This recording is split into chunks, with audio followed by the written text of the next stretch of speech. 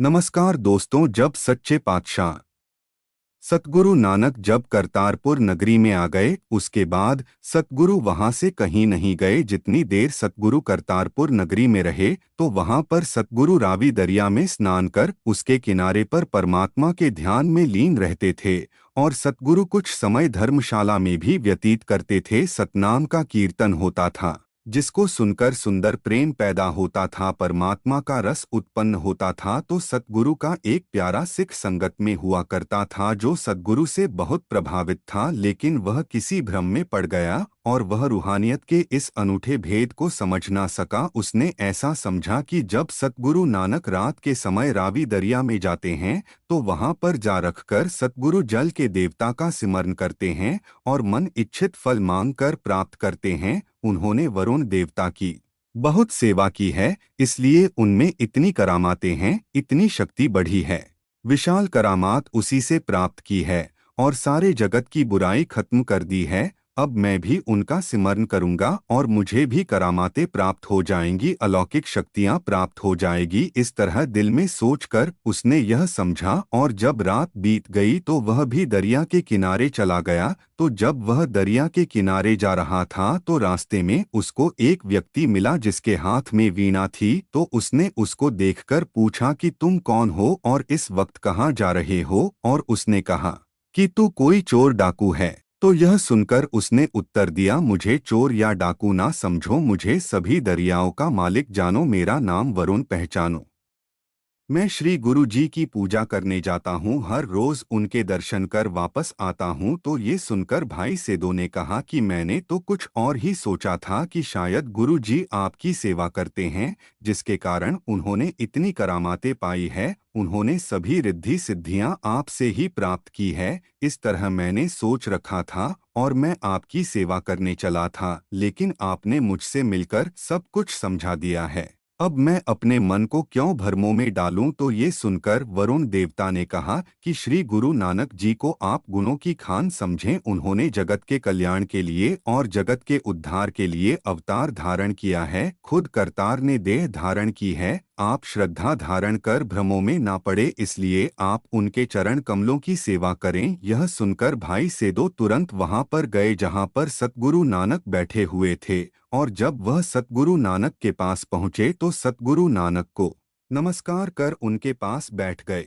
तो जब सतगुरु नानक ने भाई सेदो को देखा तो सतगुरु ने कहा कि तुम रात के समय क्यों आए हो, आप तो सुबह के समय आया करते थे। तो यह सुनकर भाई सेदो ने अपनी सारी कहानी सतगुरु नानक को बताई और कहा कि हे प्रभु जी, मैं आपका भेद नहीं जान सका, इसलिए मैं मूर्ख मत वाला भ्रमों में पड़ गया था। अब जाकर मैंने आपकी महिमा जानी है। तो सतगुरु ने उसकी सारी बात सुनकर अपने कोमल मुख से सुंदर वचन कहे। तो गुरु जी के वचन सुनकर उसके मन में श्रद्धा बढ़ गई और वह सतगुरु की सेवा करने लगा। तो वह गुरु जी के शब्द लिखकर विचार करता था और प्रेम के साथ सुनता था। सतगुरु नानक सदा ही धर्मशाला में बैठते थे, विशाल प्रेम पूर्वक कीर्तन होता था।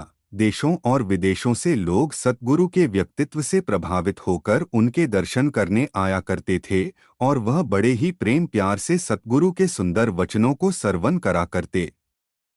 जो लोग अपनी कामनाओं को लेकर सतगुरु नानक से मिलने आते थे, उनकी सभी कामनाएं पूरी होती थी। और जो लोग इच्छाओं से रहित, कामनाओं से रहित होकर आते थे, उनको ज्ञान और सुख प्राप्त होता था। तो ऐसे ही सदा ही करतारपुर में बहुत भीड़ रहा करती थी और संगत को भोजन करवाने के लिए लंगर चलता रहता था। तो साध संगत जी, एक दिन एक आदमी सतगुरु के पास आया। सतगुरु करतार की मौज में बैठे हुए थे। तो उसने सतगुरु नानक से सवाल किया कि मैं सिख बनूं या फिर फकीरी करूं या फिर ग्रस्त धर्म को हृदय में धारण करूं। जिस तरह आपकी आज्ञा होगी मैं वैसा ही करूंगा, कृपया आप इस पर विस्तार पूर्वक मुझे समझाएं कि मैं क्या करूं। मैंने आपकी बहुत महिमा सुनी है, इसलिए मैं आपके पास आया हूं। तो ये सुनकर सतगुरु नानक ने कहा कि पहले आप हमारा हुक्मनामा लेकर यही पास के गांव में जाएं, यहाँ पर हमारा एक सिख रहता है। यह हुक्मनामा लेकर आप उसके घर जाएं और जब आप उसके घर जाओगे तो उनसे 200 रुपये ले लेना और जब वह 200 रुपये दे देगा तब ही उसके घर का भोजन ग्रहण करना। फिर जब तुम वापस आओगे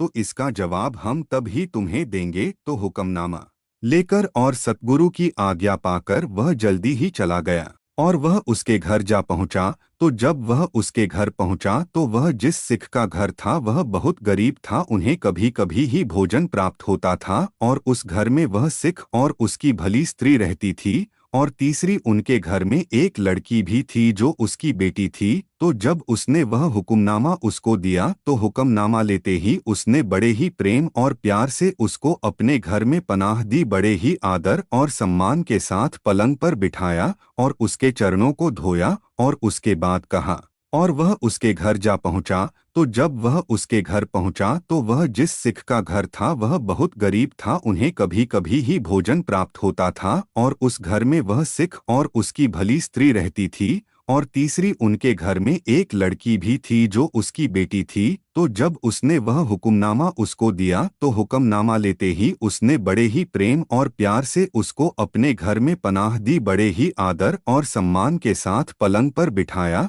और उसके चरणों को धोया और उसके बाद कहा।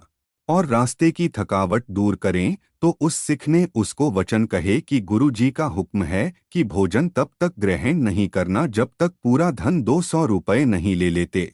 पूरा धन लेने के बाद ही भोजन को ग्रहण करना है। यह सुनकर वह सिख चुप हो गया और बड़ी चिंता में पड़ गया और सोचने लगा कि पैसे कहाँ से दूं और क्या करूं और मेरी यह सिखी कैसे कायम रहे, क्योंकि घर में ऐसी कोई भी वस्तु नहीं है जिसको बाजार में बेचकर धन प्राप्त कर लूं। तो उसकी लड़की के बदले एक शाह 500 रुपये देने के लिए तैयार था, लेकिन उसको पाप का धन पहचानकर सिख पैसे ग्रहण नहीं कर रहा था। तो जब 2 घड़ियां बीत गई तो उसकी पत्नी ने कहा कि आप चिंता क्यों करते हैं, जो भी हमारे पास है वह सतगुरु ने ही दिया है। आप हमारी लड़की को बेचकर अभी 200 रुपये ले ले और यह धन सतगुरु को दे दे। अगर हम यह धन अपने लिए लेते तो हमें पाप लगना था, लेकिन उपकार करने में कोई भी दोष नहीं है। आप तुरंत यह काम करें और सिखी के प्रण को कायम रखें। तो अपनी स्त्री की सलाह को सुनकर और उसकी अच्छी सलाह को मानकर मन में विचार किया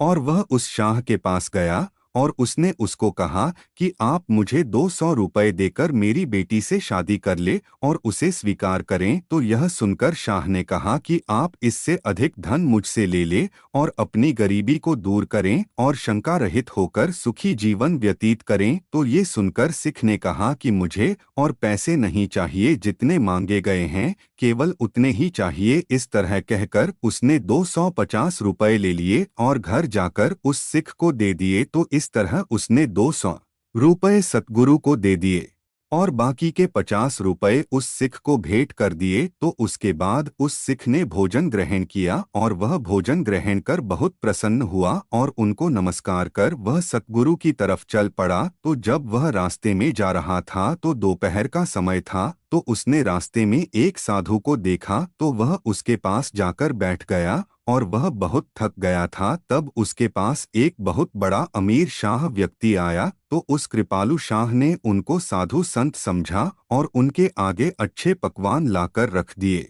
तो वह उन भेंटों को वहां पर रखकर वहां से चला गया और उसके बाद वहां पर एक राही आ गया। तो उसने उनके सामने पड़ा दोशाला छीन लिया और आगे चल पड़ा, लेकिन संत ने कुछ नहीं बोला। उस शाह और चोर को बराबर समझा, देने वाले को भला नहीं कहा और लेने वाले को बुरा नहीं बताया। जब वह दोशाला उसके पास आया तो उसने किसी प्रकार की खुशी नहीं की। जब उससे किसी ने वह दोशाला खो लिया तो उसने किसी प्रकार का दुख नहीं मनाया। तो वह सिख वहां पर बैठकर सभी तमाशा देख रहा था और उसके बाद वह उठकर सतगुरु नानक की तरफ चल पड़ा। तो चलते चलते शाम हो गई और आसपास कोई भी गांव नहीं था बल्कि जंगल था। तो उसने एक वृक्ष के नीचे आराम करना ठीक समझा और उस वृक्ष के ऊपर 2 पंछियों का निवास था। तो जब 4 घड़ी की रात बीत गई तो नर पंछी मादा पंछी को कहने लगा कि हमारे घर मेहमान आया है, इसको उपहार देना चाहिए। तो ऐसा विचार कर उन्होंने उड़ान भरी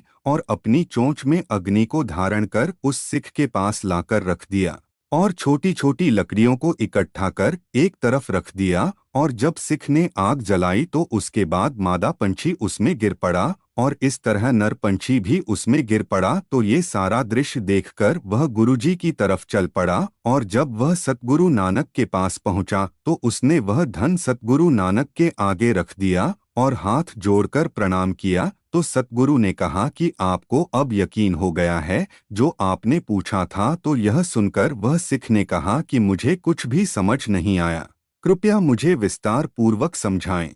तो ये सुनकर सतगुरु ने कहा, जिसके घर तू गया था उस सिख का सभी कुछ गुरु का था, और उसने अपनी लड़की को बेचकर धन लाकर तुझे दिया। सिख होकर अगर मन में लालच ना आए तो उस सिख जैसे बनो और परम गत पाओ, और अगर तू फकीरी करनी चाहता है तो दिल में खुशी और गमी को छोड़ दो, और रास्ते में तुमने एक संत को देखा था उस जैसी वृत्ति को अपनाओ। पदार्थ को पाकर वह खुश नहीं हुआ था, और पदार्थ के जाने से वह दुखी भी नहीं हुआ। अगर तू ग्रस्त धर्म धारण करना चाहता है तो उन पंछियों जैसा अपना आप बनाओ। अतिथि के लिए उन्होंने दुख नहीं विचारा है, बल्कि एक पल में ही अपना शरीर छोड़ दिया। यह तीनों ही अच्छे हैं, आप उस तरह करें जैसा आपका दिल चाहता है। तो ये सुनकर वह सिख धीरज खो बैठा और घबरा गया, और उसने इन तीनों में से किसी भी अवस्था को धारण करना अपनी समर्था में नहीं माना, और हाथ जोड़कर सतगुरु नानक से कहने लगा कि मेरे लिए यह तीनों ही बहुत कठिन है। मैंने ये तीनों ही कठिन जाने हैं, मुझसे तो एक भी नहीं होना है। और वह हाथ जोड़कर सतगुरु नानक से कहने लगा कि वे धन्य है, और जब तक मुझसे यह हो नहीं पाएगा तब तक मैं आपकी शरण में हूँ। पापियों को तारना आपका धर्म है। जगत के सभी लोग कह रहे हैं कि आप अपवित्रों को भी पवित्र करने आए हो, तो आप कृपा धारण कर मेरी गति करें, मैं बहुत बड़ा असमर्थ हूँ। तो उसकी ऐसे बातें जब सतगुरु ने सुनी तो सतगुरु ने मुख से वचन किया, धर्म की कृत करो, दिल का सारा घमंड दूर करो, मन को नीवा कर सिखों की सेवा करो, और धीरे धीरे तुम्हारी गति हो जाएगी। तो सतगुरु के ऐसे वचन सुनकर वह उस तरह ही करने लगा। तो उसने सेवा के साथ बहुत प्रेम डाल लिया, और सतनाम का सिमरन करा करता था, और निरंकार से लिव लगने के कारण बुद्धि भी सुंदर हो गई, और गुरु जी की कृपा से मुक्ति भी प्राप्त हो गई, और जगत के जन्म मरण के कष्ट से उसको छुटकारा मिल गया। इस प्रकार उपदेश देकर सतगुरु ने बहुत जीवों का उद्धार किया। तो साध संगत जी, आज के प्रसंग की यहीं पर समाप्ति होती है। जी साखी सुनाते हुई अनेक भूलों की क्षमा बख्शे जी।